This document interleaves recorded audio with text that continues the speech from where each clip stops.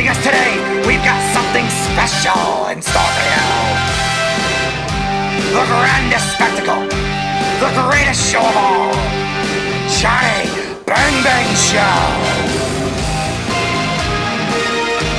Here's your host, Robert Gifford.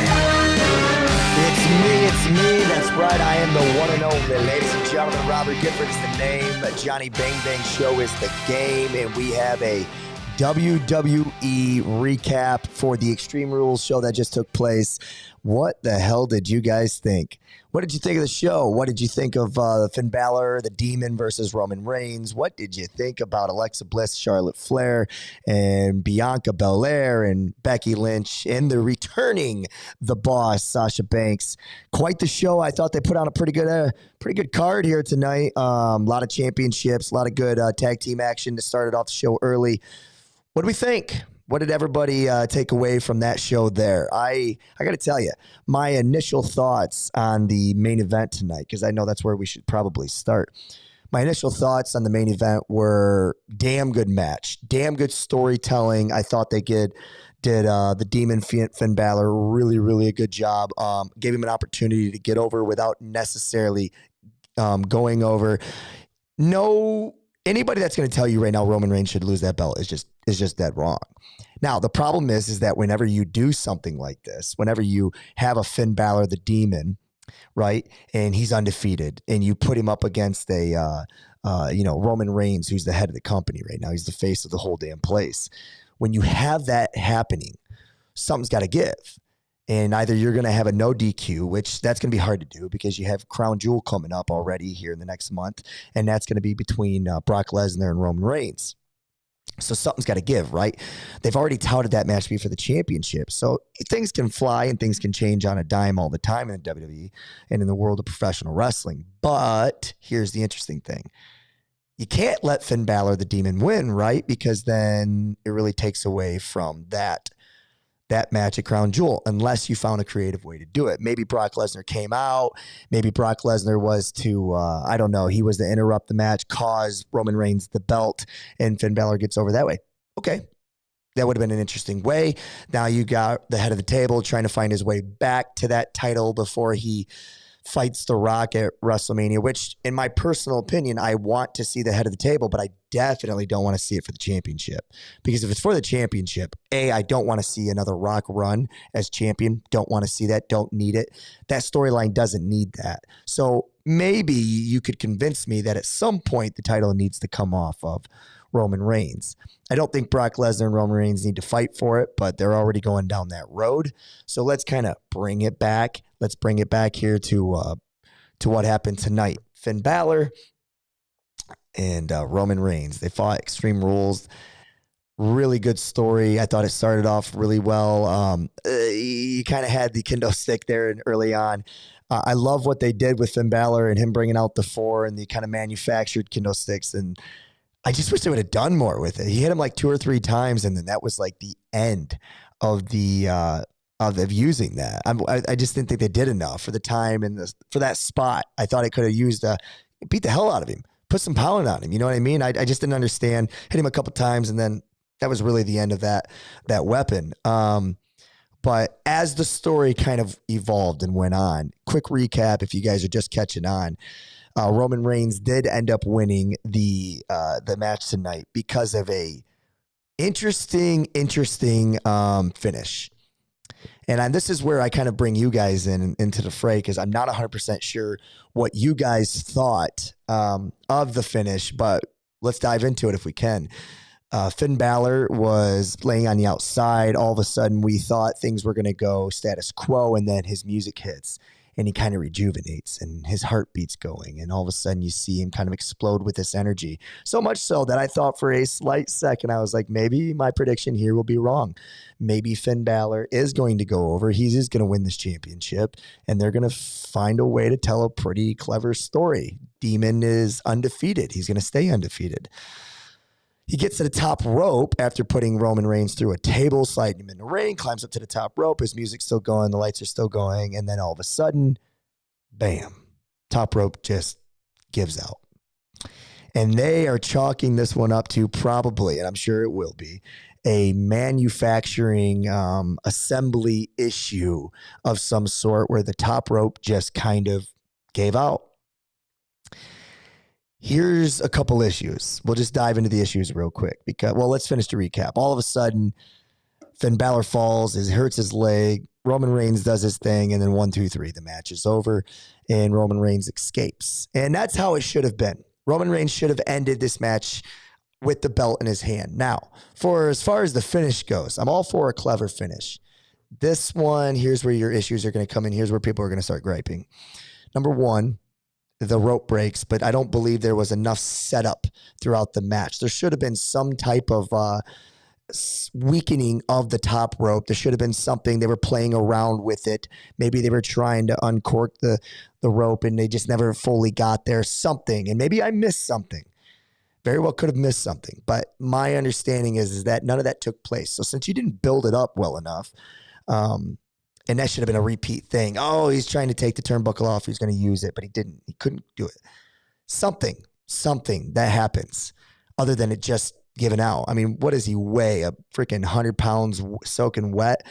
Am I supposed to believe that Finn Balor, the demon, is adding enough to make that wrestling ring fall and crumble like that? I don't know. I don't love the finish. I don't love the finish, but I don't necessarily hate it. They took a clever or creative route. It's not going to be for everybody. I'm not going to kill it. I just wish they could have figured out a way to maybe told that story just a little bit more, kind of get a little bit more out of that. And words are failing me now. I guess out of the storyline a little bit. You could have told it just a little bit better. The other issue you're going to have is now people are going to complain, and it's already happening on social media. I can see it as we speak. People are going to start complaining that they just buried Finn Balor again, which is it's nonsense. Finn Balor, the demon, has never lost. Of course, he needs to lose. And who else should he lose to? Who else in WWE should he lose to? I mean, in this case, he's got to lose to the best person in the company, right? So there's, tip of the cap to him. He had a nice run with the demon character, alter ego, but yeah, it was time. I mean, it was just time. So whether it's time or not, I guess maybe that's not the point, but it was, if they were going to do it the way they did, you built up, you got a nice main event out of it. It was time. What is peak Finn Balor anyways? I mean, peak Finn Balor, in my opinion, is an Intercontinental Champion, maybe a short run WWE champion, but you're already seeing the flaws in Bobby Lashley's game. He just can't convince me in a promo that he can put asses in seats. He's a nice specimen, physical specimen. He can definitely carry his own in a ring and tell a story that way, but he can't put no asses in the seats when it comes to a promo. And when you get a microphone in your hand, that's when you're supposed to sell me on the show. So anyways, the finish wasn't for me necessarily, but I'm not going to bury it. I'm curious to see what your guys' thoughts were. So you guys hit me up on the old Instagram machine, Twitter machine. Let me know at Johnny Bang Bang Wrestling or JBB Wrestling. You guys tell me what you thought.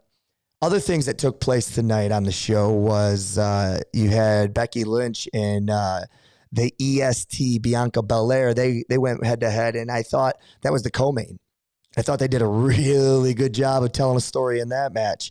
They need to tighten it up a little bit. Some sloppy moments for sure, but I think that's just, ring rust for Becky. She's only been back a month. And I really do think that Bianca Belair is just another level athlete, and she has to slow herself down quite a bit in order to wrestle these girls, because I've never really thought Becky Lynch is like a top-notch wrestler. Serviceable, can definitely hold her own, but not a top-notch wrestler. Definitely good on the mic to sell a story, but I don't have to go down that road with you. I think Bianca Belair has to bring herself down to compete at that level. So she's got to slow down, I think, way, way, way, way more than she probably should. However, when she gets into the ring with Sasha Banks, you've seen what the magic was at WrestleMania, and then once again tonight. So Sasha Banks comes out, and she interrupts Bianca Belair from getting her heroic moment again. And Sasha Banks is just a freaking star, man. She looked like $100. She moves like $100 or $1 million. She's just a star.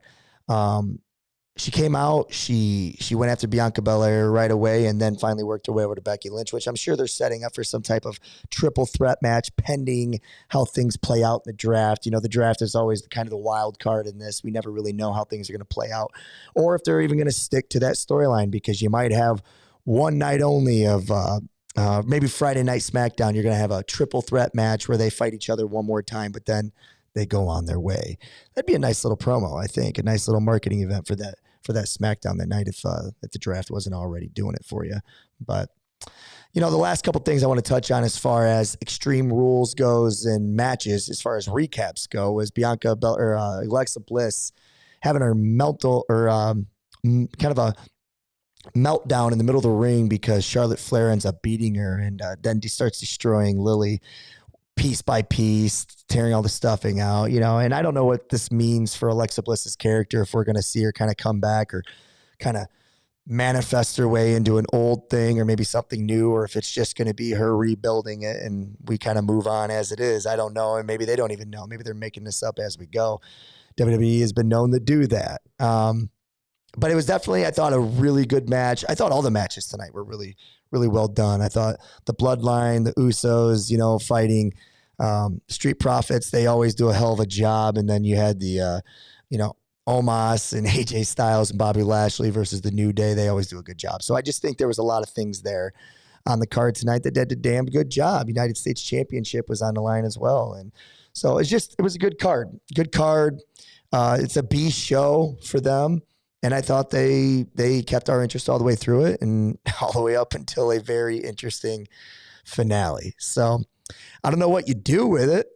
I don't know what you do with a finish like that. If you guys were for it or not, you're going to let me know. Where do we go from here? Where do we go from here? Well, they got a lot of talent that they didn't utilize tonight. Seth Rollins and, you know, you got Edge that they didn't utilize, Kevin Owens and Sami Zayn. And, you know, you got people that just didn't quite get on the show tonight, which is totally fine. Not everybody has to. But when you start getting into this draft, who's going to end up where? And when they end up on their respected shows, who is going to be kind of the first match for Big E? Who's going to be the next person in line, so to speak, for Roman Reigns after Crown Jewel? I can't imagine that's going to be a one-off. It's just something is going to happen at Crown Jewel. It's to promote us to watch it, but you can't do anything major at Crown Jewel because, man, just what a horrible crowd to choose to do that in front of. The first 40 rows don't freaking even stand up because they're all princes or whatever. They're all sitting in their lazy boys. That's not fun. Don't do that. Not saying they will, not saying they won't, but I wouldn't, and I hope they don't, because you want whatever's going to take place that progresses the storyline of Brock Lesnar and Roman Reigns. You got to do that in front of a crowd. That way it feels big. You need it to feel big, because right now AEW's got a lot of things that feel big. The whole damn show feels big. The crowd never sits down. They never stop chanting. They never stop. I mean, you just had your Wednesday night AEW Dynamite card there that was just match for match. I mean, it was a pay-per-view that they put on a Wednesday night. You know, WWE ever do Extreme Rules like they did tonight, just put it on a Monday or a Friday? They might do a match, maybe even two, but you're not going to get a whole card's worth of that. So I don't know. It's definitely going to be interesting how the draft plays out. It's going to be interesting how these storylines kind of evolve as we go. Where does Finn Balor go now, right? Does he have a gripe? Does he kind of want to, you know, another go around at this? Is that what's going to be played out on Friday Night SmackDown? I mean, at some point you're going to have to move on from that, because he can't keep being the demon character, right? Because you don't want to bury that character. They definitely didn't do that tonight. Just so we're clear, they did not bury the demon. I thought they did a hell of a job of making sure that he goes over. Yeah. Hey, side note, anytime there's a pay-per-view for WWE, I'm always going to jump on for probably 15, 20, maybe even 30 minutes. We're going to come on. We'll always have a recap. We can kind of do an interactive thing. You guys comment. We can do a live thing as we go. If you guys ever follow JBB Wrestling, subscribe to the show at YouTube. Yeah, hop on. we'll talk wrestling. I'll give you a number. You'll call it. We'll communicate in live time on the show. I know it's a late night, Sunday nights, but sometimes there's just your blood's flowing and you can't quite sleep and you just want to talk about it. This is a good place for us to go. So, yeah, JBB Wrestling. Catch me at YouTube. Catch me at Instagram. Catch me on Twitter. We can communicate there off about what you thought about tonight's finale. Anything else? Let's see. Tomorrow night, they've already promoted Bobby Lashley versus Big E. The question's going to be is, there's other people, like I said, that weren't on the show tonight. Drew McIntyre, Seth Rollins, The Miz, these are the characters that people care about. Kevin Owens, that have a big role on the show, big role in the company, and you're going to have to figure out a way to kind of weave them back into major storylines because they can only go away for so long. I actually think AJ Styles needs to work his way over, and Omos need to break up. It's time to split those two up. AJ Styles needs to kind of get back into main event picture. Even if it's just for another B show. I don't think he'll be there for Survivor Series, but you can kind of get him there in the December show. Maybe he's fighting at Royal Rumble. Whatever they do, he needs to get there. So, interesting night. Thought Extreme Rules held up. Very happy with the show. Did not care for the finish, but hey, can't win them all.